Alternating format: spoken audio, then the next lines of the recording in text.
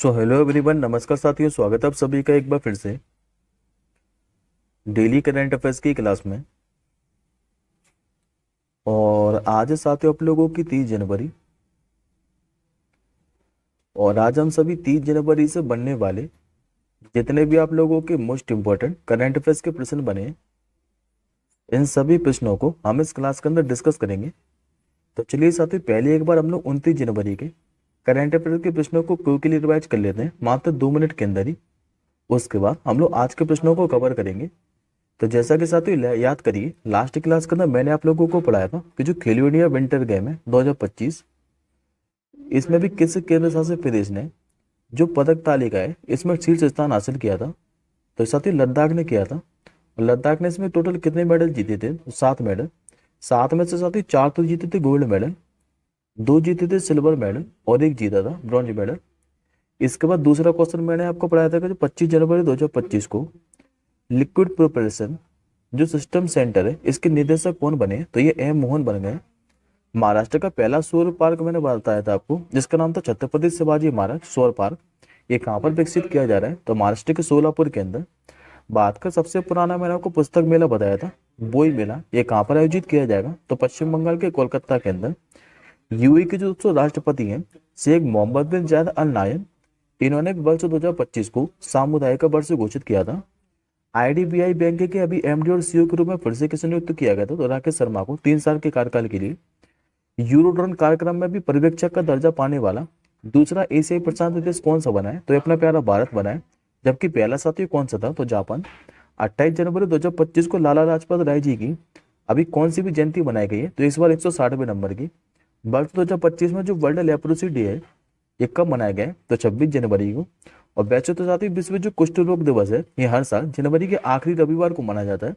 और last 10वां question पढ़ाया था कि किस देश के प्रधानमंत्री जिनका नाम है मिलोस वुसेविक, इन्होंने अपने पद से इस्तीफा दे दिया है। तो ये दोस्तों सर्बिया के थे। अब आज का आप लोग पहला प्रश्न देखिए। आज का पहला क्वेश्चन दोस्तों आप लोगों के सामने था और पहला ही क्वेश्चन साथियों आपका मोस्ट इंपॉर्टेंट है। इस पे तो आप लोग स्टार मार्क कर लीजिए। आप लोगों से पूछ रहा है कि अभी जो भाषिनी है इसके साथ साझेदारी करने वाला जो भी पहला पूर्वोत्तर राज्य ये कौन सा बन गया?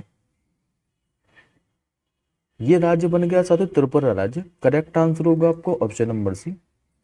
दरअसल त्रिपुरा क्या है कि अभी भारत में जो भाषिनी है इसको अपनाने वाला ओवरऑल 8वां राज्य बना है, लेकिन ये पूर्वोत्तर का पहला राज्य बना है, इसलिए हमारे एग्जाम के लिए इंपॉर्टेंट है। भाषिनी के बारे में बताऊं तो ये दोस्तों 22 भारतीय भाषाओं में एआई संचालित स्पीच टू टेक्स्ट या फिर टेक्स्ट टू स्पीच या चाहें आप लोग तो वॉइस टू वॉइस का अनुवाद भी कर सकते हैं। और ये इन सभी को अनुवाद करने में सक्षम है। बात करते हैं हम लोग पहले त्रिपुरा के बारे में। तो मैप में आप लोग लोकेशन देखें कि त्रिपुरा स्थित कहाँ पर है। तो ये दोस्तों आपको नॉर्थ ईस्ट का मैप दिखाई दे रहा है। नॉर्थ ईस्ट में मैंने आप जितना भी ब्लैक कलर से मार्क कर रखा है पार्ट, ये आपका त्रिपुरा है।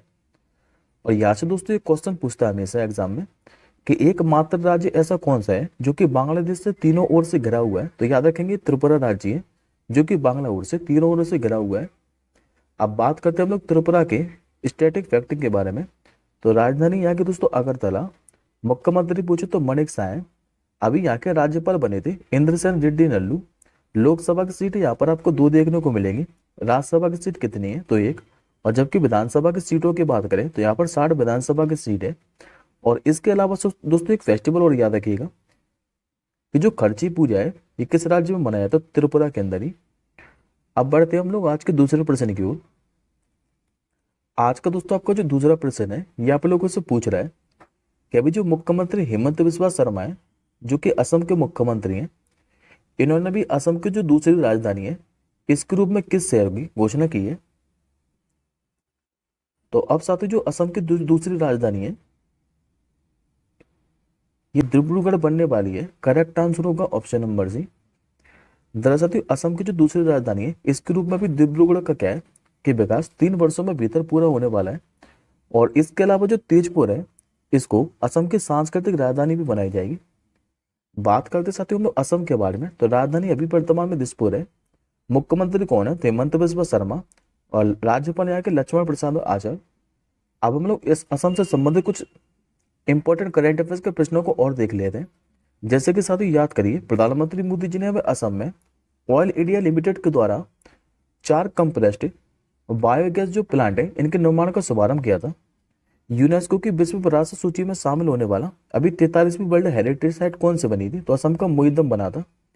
असम राइफल के मैंने आपको नए महानिदेशक बताए थे, ये विकास लखेरा बने थे। परिवहन निगम ने अभी बात की पहली जो 100% इलेक्ट्रिक बाइक टैक्सी है ये कहाँ पर शुरू की थी? तो असम के अंदर ही। और असम साथ ही मुस्लिम विवाह और तलाक पंजीकरण अधिनियम 1935 को क्या है किसने निरस्त भी कर दिया था। अब आज का आप लोग तीसरा प्रश्न देखिए। आज का दोस्तों आप लोगों से तीसरा क्वेश्चन पूछ रहा है कि अभी किसने अमेरिका के उपयोगकर्ताओं के लिए जो मैक्सिको की खाड़ी है इसका नाम बदल दिया है? तो ये अभी दोस्तों गूगल मैप ने बदला है। करेक्ट आंसर होगा ऑप्शन नंबर ए। दरअसल गूगल मैप ने क्या है कि जितने भी अमेरिकी उपयोगकर्ता हैं इनके लिए जो दोस्तों मैक्सिको की खाड़ी थी इसका नाम बदल दिया है। और नाम बदलकर अब क्या कर दिया तो अमेरिका की खाड़ी। लेकिन ये साथियों के परिवर्तन जो है ये केवल अमेरिका के भीतर ही लागू है। अमेरिका के बाहर तो इसको मैक्सिको की खाड़ी के नाम से ही जाना जाएगा। बात करते हैं हम लोग अमेरिका के बारे में, तो राजधानी यहाँ की वॉशिंगटन डीसी, मुद्रा चलती $। और अभी यहाँ के 47वें नंबर के राष्ट्रपति कौन बन गए? तो डोनाल्ड ट्रंप। अब आप लोग अमेरिका से संबंधित कुछ करंट अफेयर्स के प्रश्न देखिए। जैसे कि साथियों अभी टिकटॉक पर इसने प्रतिबंध लगा दिया था। कश्यप काश पटेल की बात करें तो अभी संगीत जांच ब्यूरो के प्रमुख बने, यानी कि FBI के प्रमुख। अमेरिका ने भी बात को 1440 तस्करी की गई जो प्राचीन वस्तुएं ये वापस लौटाई थी। अमेरिका ने भी जो डार्क ईगल हाइपरसोनिक मिसाइल है इसका भी सफल परीक्षण किया था। अमेरिका का दोस्तों जो ओहियो राज्य है इसने भी अक्टूबर महीने को हिंद विरासत माह के रूप में घोषित किया है। और जिमी कार्टर का नाम याद करिए, ये संयुक्त राज्य अमेरिका के 39वें राष्ट्रपति थे जिनका भी 100 वर्ष की आयु में निधन हो गया है। अब आज का आप लोग चौथा प्रश्न देखिए। आज का दोस्तों आपको जो चौथा प्रश्न है ये पुस्तक से संबंधित है। और आप लोगों से पूछ रहा है कि अभी हाल ही में एक पुस्तक का प्रकाशन हुआ है और इस पुस्तक का क्या नाम है? तो Soumitra Chatterjee and his bird. आपको ये बताना है कि जो Soumitra Chatterjee and his bird पुस्तक है इसके लेखक कौन है? तो वैसे तो थोड़ा मिलता जुलता नाम है इस पुस्तक से संबंधित। चक्रवर्ती और चटर्जी थोड़ा मिलता जुलता नाम है तो याद रखने में आसानी होगी। तो ये संघमित्र चक्रवर्ती है और इनके भी Soumitra Chatterjee and his bird नामक पुस्तक का क्या है कि विमोचन हुआ है। बात करते साथियों हम लोग सौमित्र चटर्जी के बारे में, तो ये बंगाली सिनेमा के आइकॉनिक एक्टर, पोएट, आर्टिस्ट और थिएटर पर्सनैलिटी हैं। सौमित्र चटर्जी ने अपने करियर में क्या है जो सत्यजीत रे इन्हीं के साथ 14 फिल्मों में भी काम किया है। और इनको साथ ही कुछ प्रमुख सम्मान भी दिए गए, जैसे कि बात का जो तीसरा सर्वोच्च नागरिक सम्मान है पद्म भूषण, इससे 2004 के अंदर सम्मानित किया गया था। 2012 के अंदर को दादा साहब फाल्के अवार्ड दिया गया था और 1998 में संगीत नाटक अकादमी भी दिया गया था। अब ये पुस्तक से संबंधित क्वेश्चन है तो मैं आपको कुछ लेटेस्ट पुस्तकों के बारे में रिवाइज कराता हूँ। जैसे कि साथ ही सेम प्रतुदा की पुस्तक द आइडिया ऑफ डेमोक्रेसी है।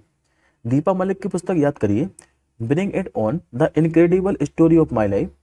अमिताभ कांत की भी पुस्तक का विमोचन हुआ था जिसका नाम है how India skilled MTG20। Sudipta Sen Gupta की बात करें तो ब्रेकिंग रॉक एंड वॉरियर पुस्तक इन्हीं के द्वारा लिखित है। और MJ अकबर की कौन सी है? तो गांधी ए लाइफ इन 3 कैंपेन। अब बढ़ते हम लोग आज के 5वें क्वेश्चन की ओर। आज का 5वां क्वेश्चन दोस्तों आप लोगों से पूछ रहा है कि अभी 28 जनवरी को उड़ीसा का जो भुवनेश्वर है यहाँ पर उत्कर्ष उड़ीसा मेक इन उड़ीसा जो कॉन्क्लेव है 2025 इसका उद्घाटन किसने किया है? तो ये दोस्तों हमारे प्रधानमंत्री मोदी जी के द्वारा किया है। करेक्ट आंसर होगा आपको ऑप्शन नंबर ए। और ये जो दोस्तों कॉन्क्लेव है ये 28 से 29 जनवरी तक भुवनेश्वर का जो जनता मैदान है यहीं पर आयोजित किया जा रहा है। और उड़ीसा सरकार का इसका लक्ष्य क्या है? तो उड़ीसा को ग्लोबल इंडस्ट्रियल सेंटर में बदलने के लिए 5 लाख करोड़ रुपए जुटाना। बात करते हैं अब हम लोग उड़ीसा से संबंधित करंट अफेयर्स के प्रश्नों के बारे में। तो पहले दोस्तों याद रखिएगा कि उड़ीसा के भी जो मुख्यमंत्री हैं वर्तमान में कौन है? तो मोहन चरण मांझी। अब उड़ीसा से संबंधित हम लोग करंट अफेयर्स के प्रश्नों के बारे में बात करें तो उड़ीसा ने अभी पूर्व जो अग्निवीर है इनके लिए 10% आरक्षण को मंजूरी दे दी।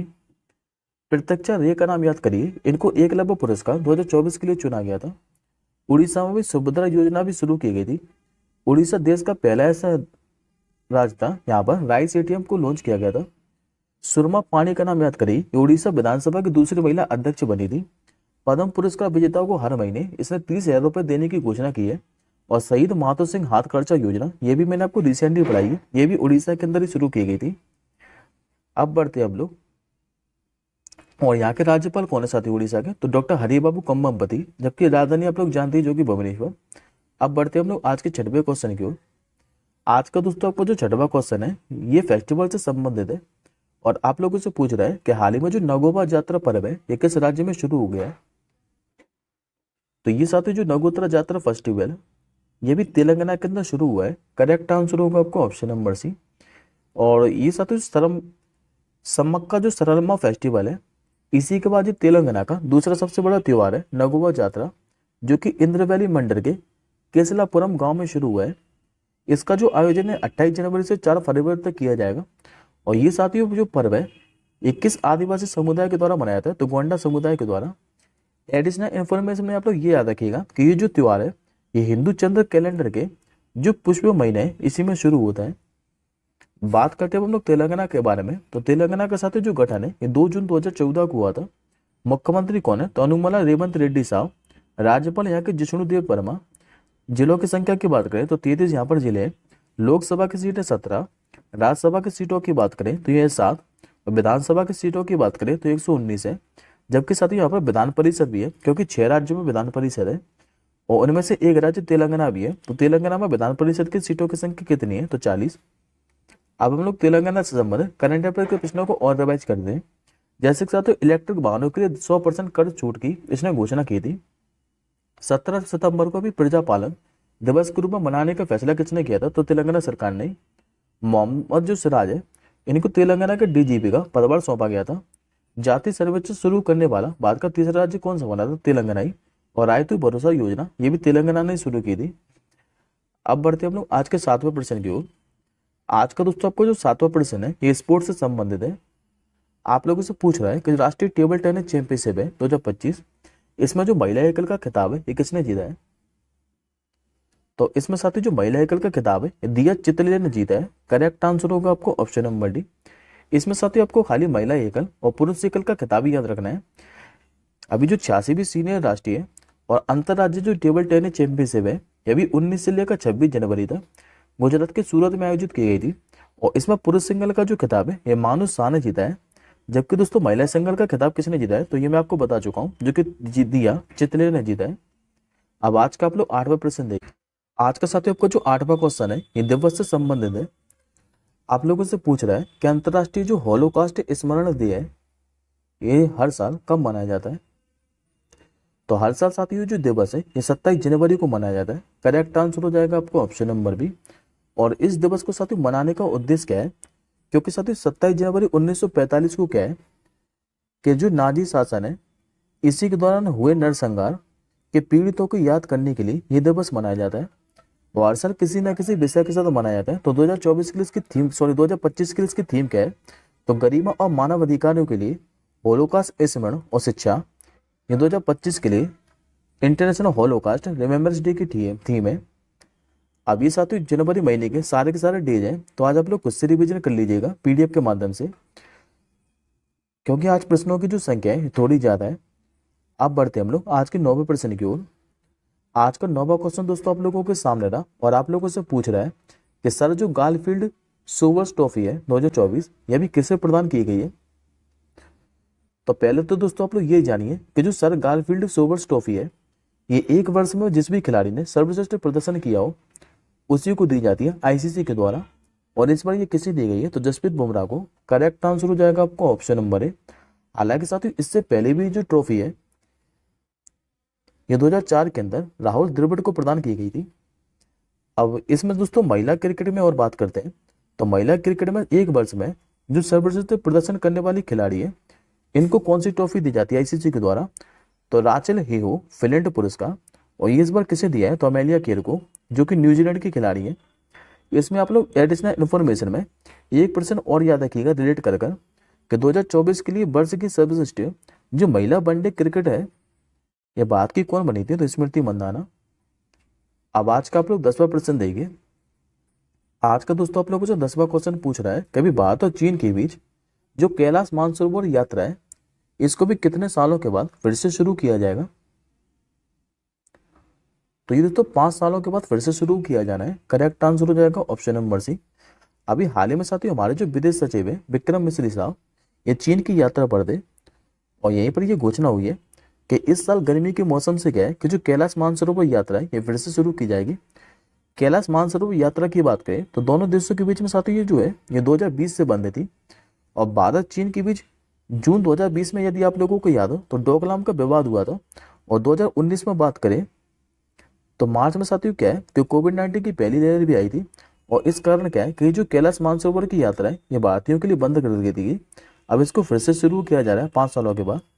और कैलाश पर्वत को किस नाम से भी जाना जाता है, तो इसको कांग रेमपोचे के भी कहा जाता है, तो याद रखिएगा। अब आज के हम लोग 11वें क्वेश्चन की ओर बढ़ते हैं। आज का दोस्तों आप लोगों से 11वां क्वेश्चन पूछ रहा है कि अभी जम्मू और कश्मीर में जो महाराजा हरि सिंह पुरस्कार है 2024-25, इससे किसे सम्मानित किया है। तो ये दोस्तों जम्मू कश्मीर के जो उपराज्यपाल है मनोज सिन्हा, इन्हीं को भी जम्मू और कश्मीर में महाराजा हरि सिंह पुरस्कार 2024-25 प्रदान किया है। करेक्ट आंसर हो जाएगा ऑप्शन नंबर सी। और ये जो साथी पुरस्कार है ये मनोज सिन्हा को जम्मू के जो सत्यम रिसोर्ट है यहीं पर आयोजित एक समारोह में प्रदान किया गया है। महाराजा हरि सिंह की बात करें तो जम्मू और कश्मीर के साथ जो अंतिम शासक थे जिन्होंने 1925 से लेकर 47 तक शासन किया है। और 1947 में क्या है कि विलय पत्र पर हस्ताक्षर कर रहे थे, जिससे जो जम्मू कश्मीर है भारत में विलय हो गया था। और जम्मू कश्मीर के दोस्तों यदि आप लोगों से मुख्यमंत्री पूछे तो ये अभी उमर अब्दुल्ला है।